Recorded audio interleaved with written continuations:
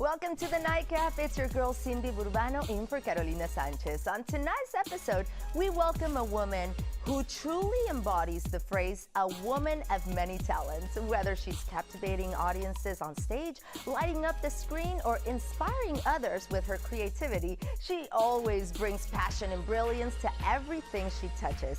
Tonight, we sit down with Claudia Jordan. Let's get into it.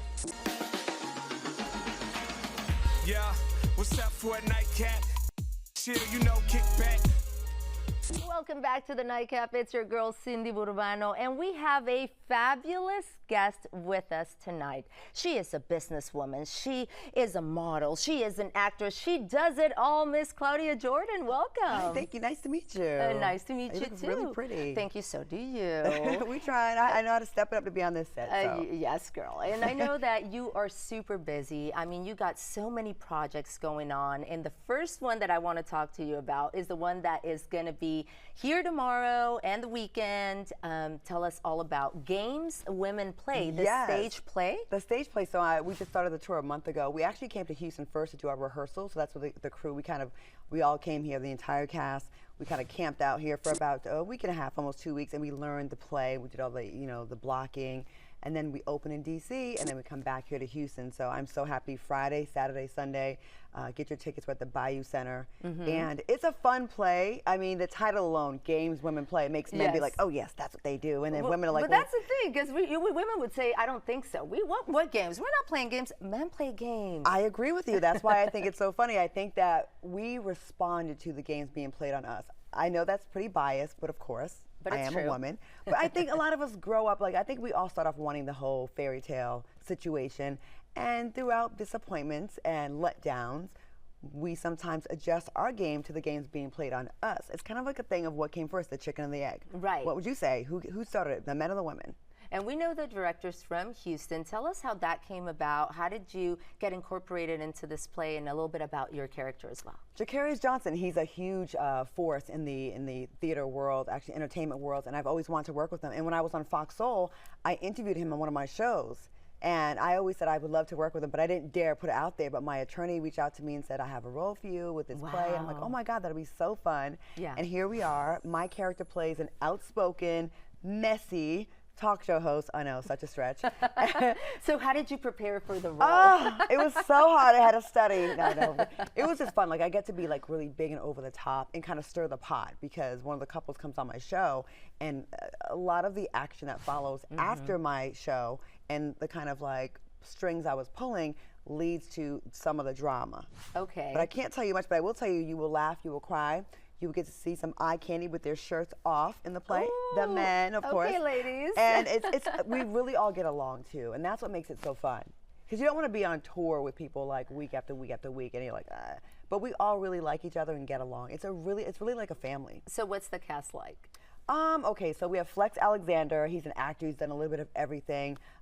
He's our guy that, we think he has a tapeworm, because this guy eats all the great food in Houston, right? You guys are known for, the great food. Oh, my goodness. And now with rodeo, we got barbecue. I mean, we got everything going on, yeah. He never gains a pound. Then we have Demetra McKinney, which I met her, and we worked together on Real Housewives of Atlanta. She is so talented. This girl can sing, dance, act, everything.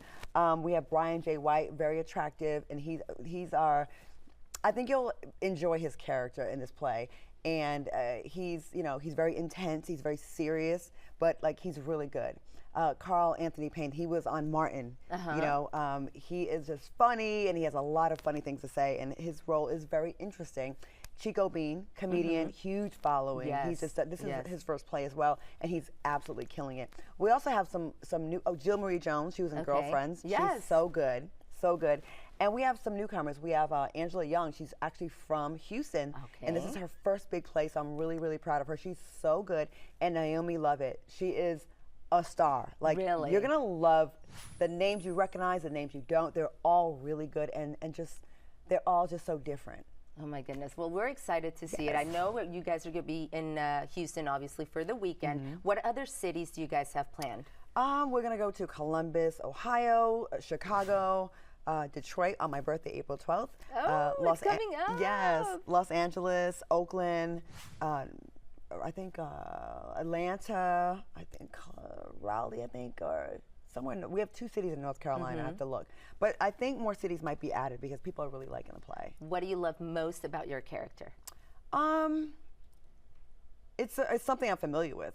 You know, like kind of just being in the middle of the action and kind of like, oh, well, is that true what you said about such and such? And kind of like stirring the pot. So it's fun to just be a little more over the top than I'd be in real life. Because in real life, I mean, I have a pretty, like, my personality, like I may say messy things, but I'm not really loud and boisterous, but my character gets to be, you know, more over the top and exaggerated. So that's pretty fun. Oh, well, we're excited to see you, but I know that you have a lot going on, not just the play, there's the movie as well. So I want to talk to you about that. So that's all coming up next.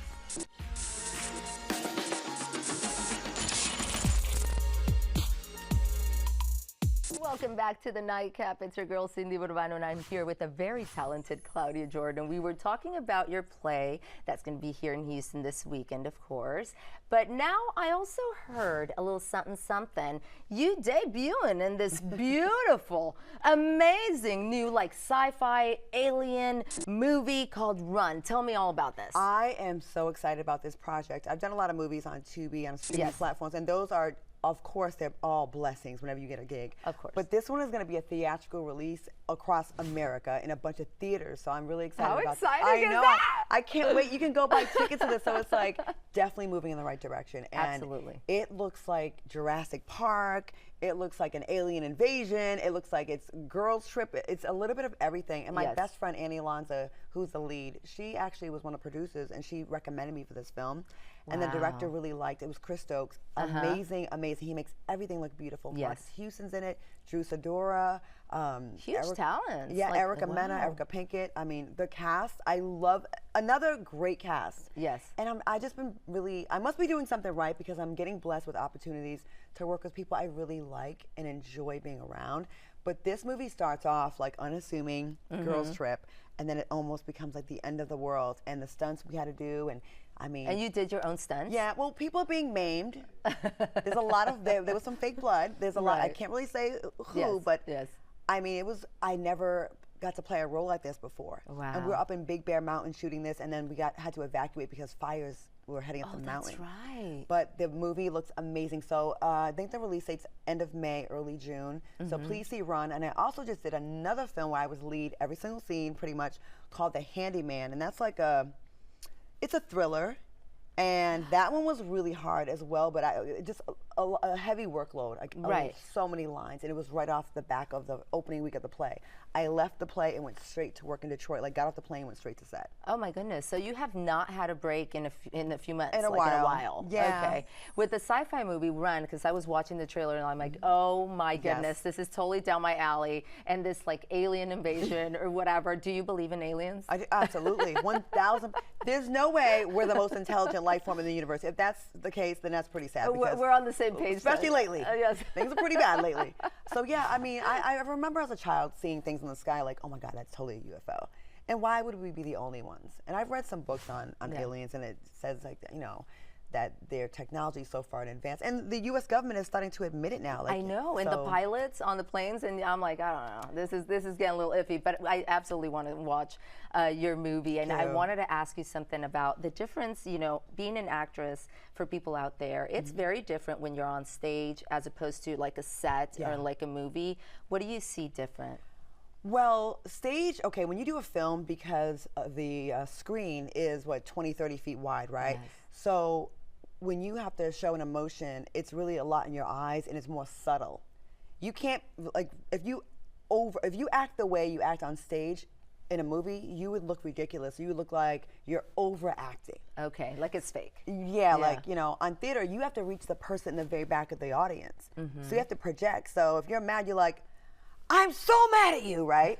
And in a movie, you could just like shoot someone a glance, like, you know, and it's really subtle. Yes. So that's something that, you know, if you're not used to, I'm used to doing more films. So for me, they're like, okay, we need you up, we need you bigger. So that might have been a challenge for you on the, you know, on the stage. But also, it's so amazing how every night it's different, and people don't get that sometimes because whatever way that you projected that day or in that performance is not going to be the same. It's a different audience, so you also have to adapt to every night, right? Yeah, well, something that made the audience laugh the night before, the next audience might not find that as funny. and you're thinking, oh my God, it's me. But different audiences will react to different things. Like there's parts where we're like, okay, why did they laugh at that part?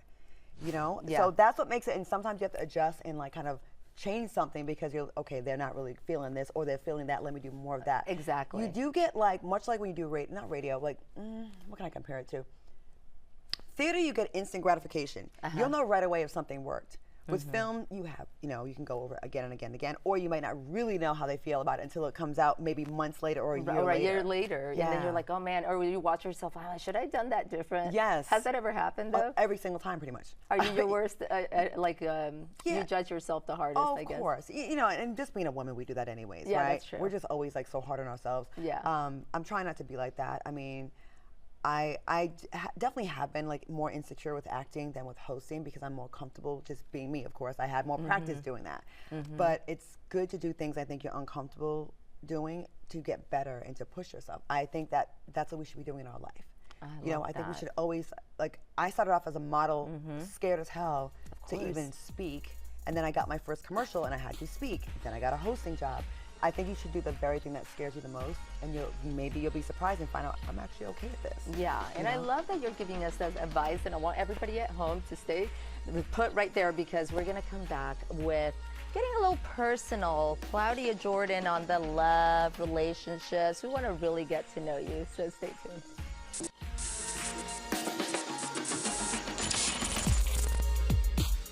Welcome back to the Nightcap. We are getting personal with Claudia Jordan. I love hearing your story. You're so inspirational, but I really want to get to know you.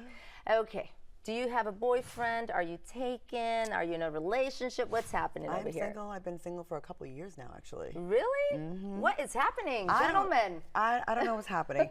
I've been really, really busy though. Like, so it's partially my fault for not prioritizing it. I've just been like on the run. Last relationship, a couple of years. I broke up with him on Valentine's Day, actually. No. Okay, I need to hear the story. I broke up with him. What? Yeah, Why? he was kind of acting weird after something changed with his like job situation. And But on Valentine's, Claudia? Okay, the day after. No, it doesn't make it any better. I was like, I can't do this anymore. Yeah. You're kidding. And it was hard because I thought we were going to get married too. Y'all were together for a while? No, but he knew me for many years and even went to my mother, talked to my mom about the engagement ring and like my ring size and like what venues I want to get. Like he really took it far. Yeah. But like, sometimes when things change in a man's status, like work-wise. Yeah. They can get insecure. Yeah, and I understood that. Like things were getting bad for him and things were getting really good for me. So it made it the contrast even. And I think it was difficult for him. I felt like there was like some, I don't know, I'm assuming resentment maybe. Yeah, and I would never understand why men do feel like inferior. And I get that they want to be the providers and they kind of want to have that alpha to them, and we're not trying to take that away from them. But you are a beautiful, successful woman that just has so much going for herself. So, I mean, you can't help it. We can't dim our light because of their insecurities. And I started to do that. Okay. And because I didn't want to like feel like I was flaunting in someone else's face when they're going through something, because I know what that feels like. I remember being with someone when things were going well for him and not for me, and I remember how I felt. But it never brought me to the point of wanting to jeopardize or sacrifice my relationship. But I'm not a man, and I think he was very masculine, alpha. Very alpha. So I feel like and the more you try to help someone like that, the more they resent you. Like, I don't need your help, Right. So it's been like 2 years. I mean, I hung out with someone for a little bit, but that doesn't really. Okay, so what does a man have to do to win your heart? Not lie. So we are allergic to cheaters. Yes. We are allergic to liars. That takes a lot of the options away. But I'm pretty much like, I think people think because I am successful and I have the things, right? I have things, I have the cars, I have all the stuff that's, to me, is not that important. They assume a woman like me would require all those things, and I've never been that girl. Like, I'm an old-fashioned type of girl. Like, I like to cook for you. I like to go drives up the coast when I was living on a coast. I like all that romantic stuff, picnics. I love stuff like that. Consistency is what I would like the most. But I also, to me, what is really important to me when it comes to relationships in a man is I need someone that like I could be proud of. Of course. That other men respect. Yes. That means a lot to me. Like, admiration. Admiration. That you're a man of integrity. Absolutely. So people ask me, like, you must be in love because you're glowing. I'm actually glowing because I don't have any drama in my life right now. So the person that comes... I've never looked better because I'm single. I'm like skinny now, my waist is snatched, my boobs are sitting high, my hair is good, I'm healthy, my eyelashes are full. No, but so with that being said, for me to exchange that, you know, and take a chance with someone, it's got to be somebody pretty special, you know. But I'm not a spring chicken though. I'm about to be 52 next month. Oh, well, you don't look Yeah, good. so- You look beautiful, you're successful, and I know that everybody in Houston, especially those men out there watching, are like, okay, so where's this weekend stage play she's gonna be at? Where can they catch you? The Bayou Center, please go to jacarius.com, or if you forget that, just go to gameswomenplay.com. Get your tickets. My mother's actually flying out here Saturday to come to the play, so I'm gonna that's show her in exciting. Houston.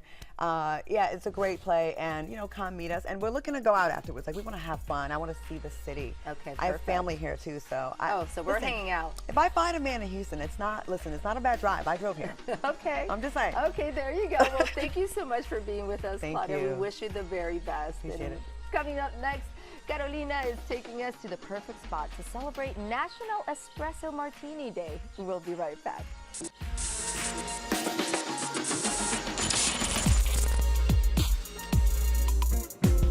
Welcome back to the nightcap, baby. We are going to have some fun tonight because I am at Zanti Cucina Italiana. Cucina Italiana. I'm here with restaurant and bar manager Marisa Marquez. And baby, this spot, I can't believe I haven't been here because it is gorgeous. Yes, it's nice. I like it. A lot of people come for date night here. It's very classy. It's a very pretty, elegant area. And obviously it's a restaurant, so y'all have a full menu for Yes. Italian dishes. Yes, we have all the Italian dishes, and then we also have our cocktails and our wines as well. Oh, yeah, y'all definitely have wine because I see the huge wine wall you have. Yes, yes, we have a big wine wall with both red and white, luckily, like, to be displayed for everybody to see. But we are here because it is International Espresso Martini Day, and y'all have some wonderful options. First of all, I didn't know there were that many options to be had, but y'all have them. Yes, yes, you can have like riffs on espresso martinis, but this first one right here is going to be Zanti Espresso Martini. Zanti. Yes, Okay. which is an espresso martini, but instead of vodka, tequila. Yeah, we put tequila. I've been doing espresso martinis wrong my whole life. Yeah. Oh my God, that's good. Okay, what's this creamy The looking? one in the middle is going to be our riff on an espresso martini, and it's called the rum chata martini. So that one has a rum chata liqueur in it, a little bit of espresso, and a splash of vodka to give it a little more kick in it. Hold on, the way this is balanced, the booziness, the sweetness, and the cinnamon of the rum chata, that is a perfectly balanced cocktail, if I do say so myself, girl. Okay. And this last one is going to be a regular espresso martini, vodka, Kahlua, and espresso. The in it. classic. Yes, the classic. All right, let's see if they can do classic well here. Oh. All right, no, I think I actually like the vodka. No, oh, this is hard. Okay, so apparently you have work for me to do though? Yes, I have some work for you. So you're going to be filling this one up here with an espresso martini. How many shakers is that gonna take? Like 4, maybe. Like 4 shakers. All right, we gotta be here all day, girl. No, it's okay. I made it easier for you. I started one off for you. Wait, there is still room for another one in here? Yes, you're gonna make the last one that's gonna go in there. All right, let's do it. So here's your shaker. Okay. And then you're gonna do your 2 ounces of your vodka. Okay. Perfect. And then you're gonna do 1.5 ounces of espresso. And then 7.5 of the Kahlua. Okay. And now you're ready to shake. I have to two-hand it, all right? Am I good? Yes. Okay. Perfect, I think. I don't know, we'll see. Okay. You know, I ain't mad at it, sister. Just pour it in. Just pour it straight in. It's really gonna.